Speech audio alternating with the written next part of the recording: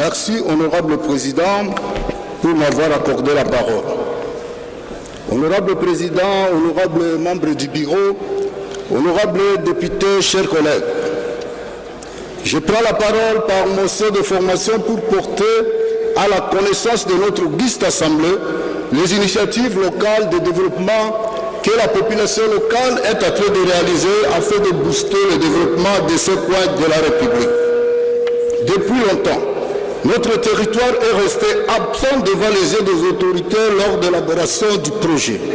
Toutes les promesses des autorités sont classées dans les annales de la propagande. Tenez, le territoire d'Aru d'où je viens, c'est un territoire qui se trouve à la frontière ougandaise et sud-soudanaise. Ce territoire à 80% agricole comprend 3 grandes agglomérations qui avaient été élevées au rang de ville par une ordonnance dont l'exécution a été suspendue pour des raisons évidentes, notamment la commune rurale de Aru, Ariwara et Imbokolo. Plusieurs usines de transformation y sont installées par les commerçants. Malheureusement, elles sont confrontées au problème de manque de courant électrique que nous observons au-delà de nos frontières. À cause de ce secteur commercial florissant, le territoire d'Aru comprend également plusieurs grands postes douaniers.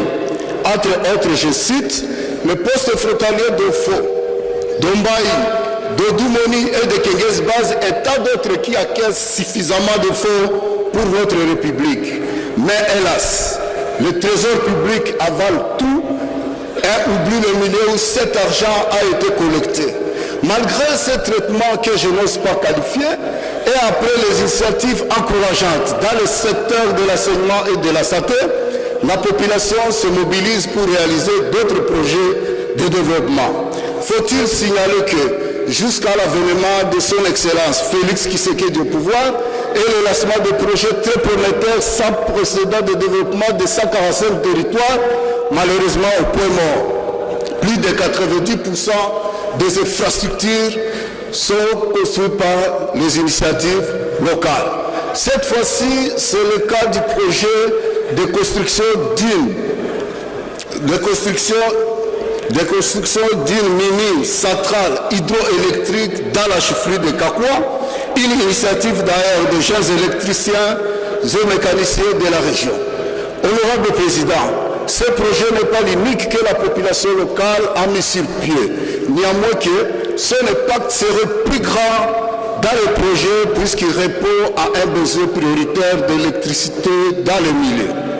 Par ma voix, la population du territoire de Aru demande au gouvernement de la République d'accompagner ces initiatives locales de développement en appuyant ce budget mobilisé localement, exonère toutes les importations de matériaux et de matériel et autres au projet.